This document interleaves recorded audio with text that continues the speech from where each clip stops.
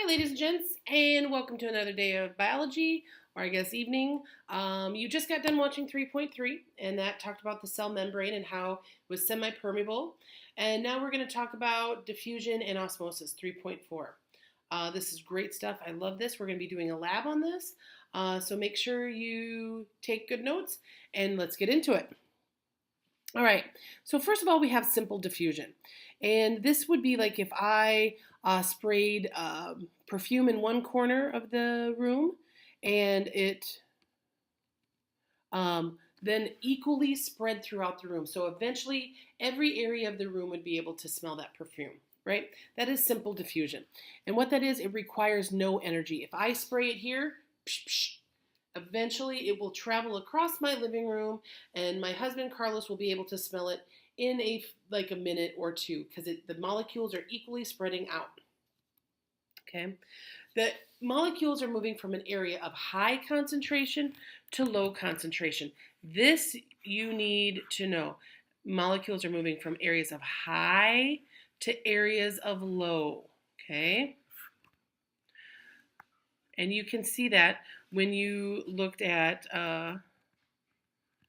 see, so here's areas of high, right? And it's going out to areas of low concentration.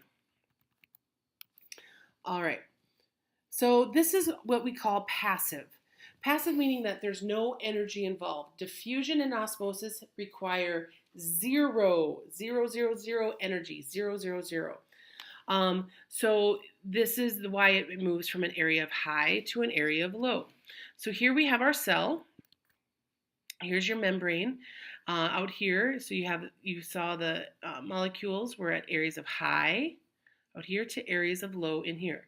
So you have just 5 molecules here. Like I said, here's the membrane.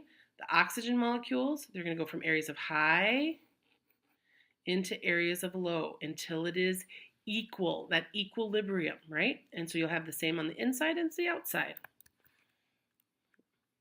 Again, this is passive, so no energy is involved in diffusion whatsoever. Now you've also seen this where you have a beaker of water, you drop in a drop of food coloring. So here's an area of high. It starts to spread out, and then by the end, it is all equal in equilibrium, so it's evenly distributed. Okay, so it goes areas of high to areas of low until it is evenly distributed. Okay. Again, this is just another schematic for you to use. Can you see that there's a trend here in the vocabulary that I'm using? Areas of high to areas of low, okay? And no energy is needed, okay? Areas of high to areas of low. Okay, so another way you can do this, solutes, remember what's dissolved in the solution, moves down a concentration gradient. This is vocabulary you need to use. The solute moves down the concentration from areas of high to areas of low. You need to be able to say that in an essay question. I guarantee it right now, okay? So make sure you write that down. Okay, now osmosis is different. It's still diffusion, but it's only when we're talking about water.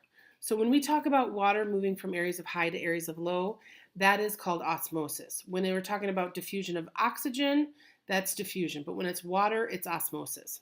Same thing here. We're moving from areas of high water potential, so not very much dissolved in it, to areas of low water potential where there's lots of things dissolved in it. So you can see here is high moving to areas of low until it's in equilibrium, okay? Again, you need a semi-permeable membrane, but the number one thing that you need with diffusion or osmosis is the concentration gradient. You have to have that in order to have diffusion. If you don't have that, you will never have diffusion. You have to have an area of high for something to move to an area of low. If you do not have that, you will not have diffusion. The next thing that you need is right here. You need the semi-permeable membrane. Okay?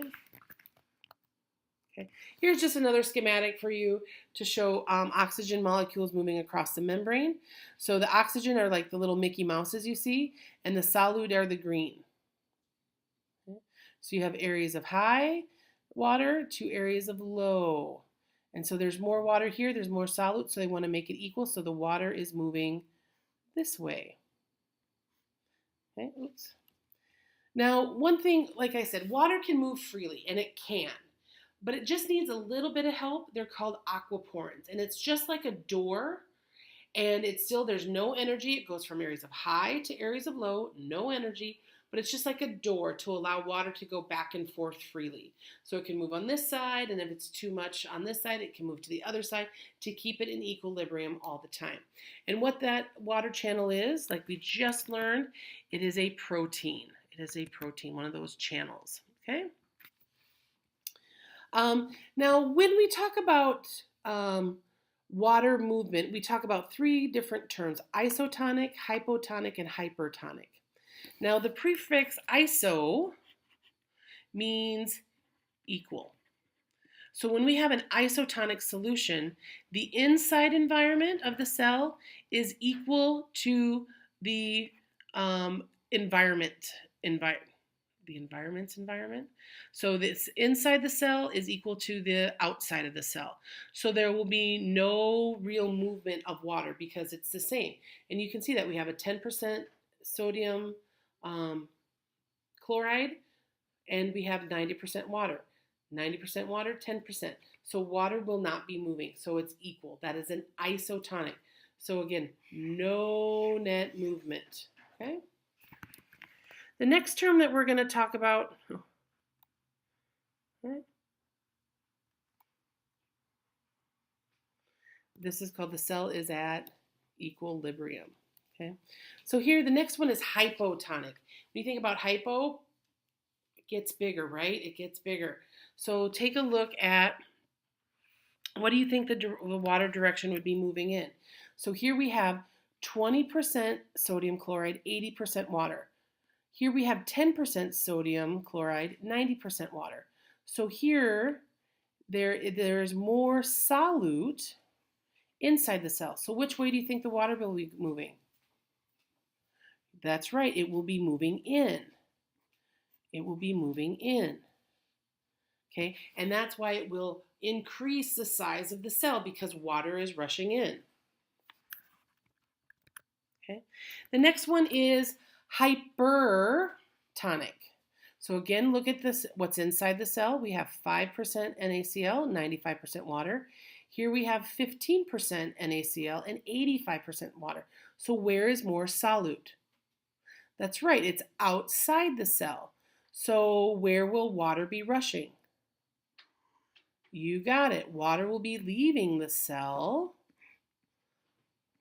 to try to get this in equilibrium so that these numbers are equal. Okay, so what direction is the water movement? That's right, it's out of the cell. Okay, now these are what some pictures look like, and this is a really good short answer to essay question. So again, when the net movement is into the cell, water is rushing in. There's more solutes in the cell, so they're trying to make it equal. It will swell. It will grow big. That is hypotonic. When the solution outside the cell, there's more solutes. So so water will rush outside the cell. So the cell will shrink and get all shriveled. This is what happens if you drink salt water. All your cells start to shrivel. Okay, and then when you're in isotonic, your blood cells look like this nice inner tube shape, and that's what you want. You have water coming in and water coming out in equilibrium. Here's just another diagram where you can see. So you have isotonic here, okay, right? Net movement in and out. Here you have more inside, so water is rushing in. Oops. This is called cytoliths. Remember, what does liths mean? To break, so it will break, it will burst actually. It's pretty cool. Well, I think so. And then last one, when we have more solute outside, water will rush outside. That is called hypertonic. And this is plasmolysis. Again, it will rupture when it gets too small, okay? Just another diagram of what the cell looks like. You can take that in. Another diagram. This is iso. What do you think this is? Yep, hypo. And this one, that's right, hyper. Okay. And just another, you can tell this is important. We've gone over like how many slides, okay? Now I want you to take a minute and pause the video, and I want you to try to figure out which one is hypertonic, hypotonic, and isotonic. All right, hit pause. All right, we're back. Let's see how you did. Hypotonic, remember water is rushing in, so it swells. What's this next one look like? Hypertonic, very good. It's shriveling up, water is leaving it. And this one here, we got a nice inner tube looking, so that's got to be iso. Well, here we have the plant cell. Okay, so what do you think this first one is? Yep, you got it. Hyper, and you can see the vacuole here, and we talked about this in 3.2, so how the vacuole has constricted. Okay, next one, iso, you have your vacuole, everything hasn't constricted in, everything's easy peasy, nice and good. Look at this one, how it's pushing out, so that one would be hypo, very good, and that's when you water your plants too much, which I do a lot. This one, this is like also when, as my husband Carlos says, oh, the plant looks sad when it gets all wilted and the leaves like kind of droop. That's because the vacuole is constricting because there's not water to fill that vacuole. And then when you water it, you know how it perks up and it's like, oh, nice. That's when you have that isotonic, that it's nice and full and those leaves perk up. All right, well that does it for 3.4. You've learned a lot tonight. All right, so make sure again you come with any questions. We will be doing a lab over this, and I will see you in lab. Have a good one.